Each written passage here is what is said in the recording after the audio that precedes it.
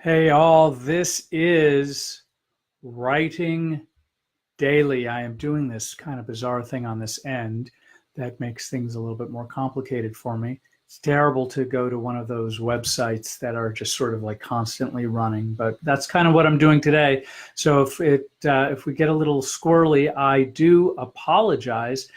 Anyway, for those who don't know, this is Devin Galladay. We talk about writing. We talk about writing every single day. We talk about the things that we need to do to kind of get from point A to point B, to get all of our works done, to get our short stories completed, to finish our manuscript, and to send it all out there. So I may try to do this because I think it's affecting our feed. I'm going to just cut and paste this and then close the page. See if that works. That might be a nice thing to do. Maybe not. Let's try it one more time. Give me a second. I'm working on it. This is the joy of doing things live. Here we go. Yes. All right. I think that's probably going to help quite a bit. So welcome, everybody. I've been away for a few days because, to be quite honest with you, the book that I wrote, and for those who don't know me, my name is Devin Galladay. I am the author of 10,000 Miles with My Dead Father's Ashes, and I'm also the editor-in-chief of In the Know Traveler. And so I love writing, and I want to help you. I want to help me. I want to kind of just keep writing till we get all of this stuff out so we can tell the best stories and offer the best information and, you know, live our dreams if we want to be a writer. I know that that's what my goal is to continue to do that.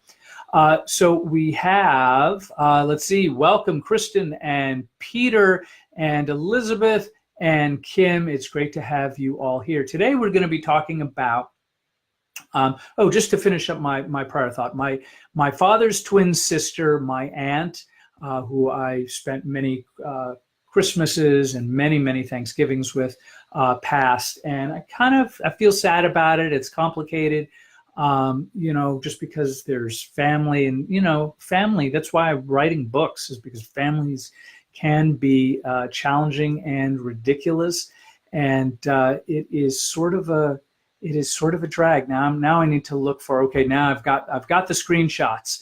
So what I want to do today is I want to talk about some tips. I found it on BuzzFeed. I'm not necessarily a fan, in part because they're constantly running and playing things simultaneously, and you can't do two things at once, and it's my humble opinion. But I found this sort of a meme on BuzzFeed, and it talked about Kurt Vonnegut's 8 tips. I'm taking their credit for it, that this was sort of researched to some extent, and these tips are real. I believe that they are there.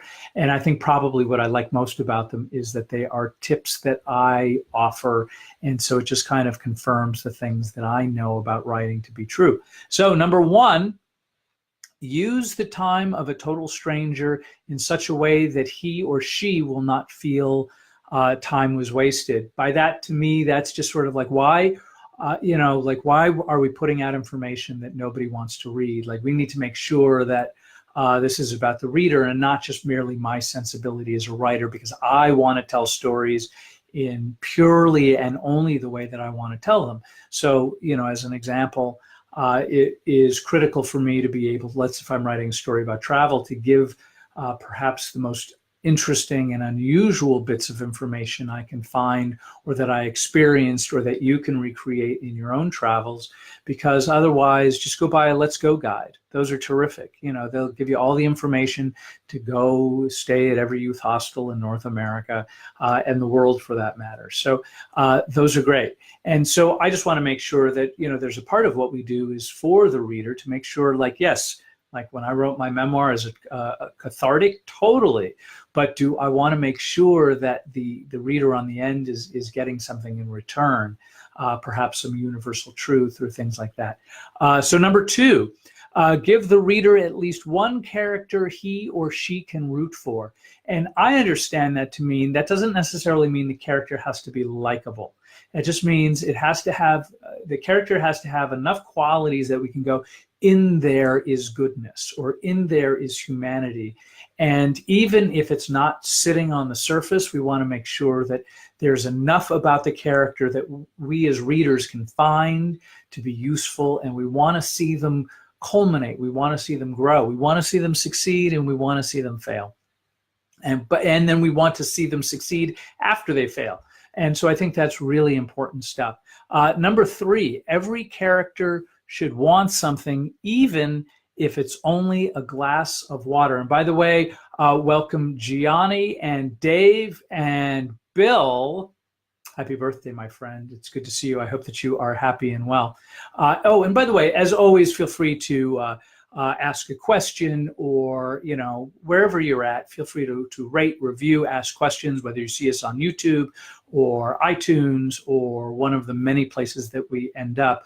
I'm always here to try to help spur you along in your own writing. So number 3 from Vonnegut, every character should want something, even if it's only a glass of water. The way I look at that is that there must be something at stake for every character. Every character that we get introduced to by the writer, that there has to be something going on. There has to be a connection, and they have to have something at stake, that if they don't get what they need, there's going to be a consequence, or if they don't get what they want, or they get what they want and they lose what they have, that we're somehow invested, and so is that character. So always make sure that your characters want something, all of them. Number 4, every sentence must do one of 2 things: reveal character and advance the action. Yes. So in other words, if we're having dialogue, I don't know if it's useful to just say, "Hey, Jerry, how are you doing?" "I'm great, Larry. What's up with you?" "Oh, not a whole bunch." We actually want to know that there's a whole bunch going on, that there's everything that we write, we're going to get a sense of who the character is, whether it be a catchphrase or some enthusiasm about some sort of a project or a hobby, something that will inform the reader about who the character is and where we're going in this story. So, I don't think we waste sentences, so to speak. Number 5, start as close to the end as possible. I think this is actually one of the best tips, is that we want to kind of see the light at the end of the tunnel. Even if we don't know what tunnel we're going down, we want to see that there's a thing right around the bend that's happening that is crucial to not only the characters, but to the reader as well, that we're going to be inspired and excited to see what is going to be happening next. We want to be able to see that conclusion somewhere, and I think that's a great tip. So number 6, I had to make 2 of these. Number 6, be a sadist. No matter how sweet and innocent your leading characters, make awful things happen to them in order that the reader may see what they are made of. This is another great tip. I think one of the things that inspires us about reading stories in general is we want to know this character in sort of a more than just a simply surface level. And I think one of the ways to do that is to provide, and this doesn't mean they're going to have to pass any test with flying colors, but what it means is if they're going to go through a struggle, we want to watch that experience. I mean, I think it's kind of one of the reasons why everybody slows down at a car accident. Maybe that's just too ghoulish, but I think that the bigger picture here is for us to find the humanity in somebody else, we have to see them walk through pain and difficulty and challenges, and I think it's really important. Number 7, write to please just one person. If you open a window and make love to the world, so to speak, your story will get pneumonia. I think this just goes with sort of like the old saying of, is that you can't please everybody. I don't think that's what we do. I think you can try to please yourself to some degree, but I think ultimately, and this is almost like a digital marketing thing, is that they frequently talk about this notion of an avatar. In other words, who is your reader? And you define who they are. You kind of give an age range. You give whatever detail that you can, where you can envision that person who you believe will love your book and love your writing and love the story that you're about to tell. And it could be anything. I think this is particularly true if you're going to be writing sort of something that is more of a self-help or how-to, because then you can get a real kind of sense. In other words, if you're fixing a particular problem, you want to know, like, the person who's going to be reading your book is A, going to have the problem, and B, they're going to want to know the solution that you're going to be offering. Because I personally tend to focus in the nonfiction, sort of like more memoir-ish, autobiographical writings, and fiction writing, that, you know, I'm not too much concerned on a personal level about how to, but you might. And so if you're going to be writing that great self-help book, you want to know what their problems are, what's going to be in their way from just saying, well, here's an obvious solution of how we move forward. So number 8, finally, again, Vonnegut, give your readers as much information as possible, as soon as possible. To hell with suspense. Readers should have such complete understanding of what's going on, where and why, that they could finish the story themselves should cockroaches eat the last few pages. So that actually sounds most Vonnegut than anything. You know, I actually think suspense is important. I think we want to know that there is a certain measure of crucialness that is happening for the writer. That doesn't necessarily have to manifest in suspense. I think that may just be that there's something on the line.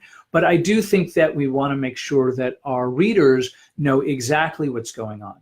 I think that I tend to view suspense as, you know, a little bit more than like the reader knows a little bit more than what the character does. And to me, that's where suspense is really kind of a great thing. It's not necessarily, here's some information that you never had before. Like Agatha Christie used to do that, where all of a sudden there's just a whole bunch of new information at the very end where everything kind of comes together. And there's a certain wonder to that. But I think if you're just writing stories, you know, if you're talking about memoir, autobiography, you're writing fiction, I think it's kind of important to make sure that at least the reader knows what's going on.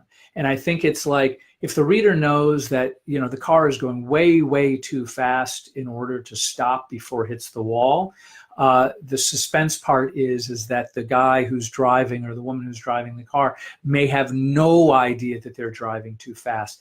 And the suspense and the intrigue comes in the fact that you have more information than the reader does. Anyway, if you like what I'm doing, please consider hitting the like button. As always, consider sharing. And so that's what we've got with Vonnegut today. I've got lots going on. I'm actually going to start in the next few days. I think I'm going to start doing the reading of my book for the Audible book that's coming up, which is exciting and perhaps even a little terrifying. But please join us. Please consider hitting the like button. Follow me on Facebook. Join me certainly on iTunes, where we love to get reviews. That's kind of an important thing. And anyway, that's what I've got for today. I hope that you guys are here with us again real soon as we talk more about writing daily. Thanks.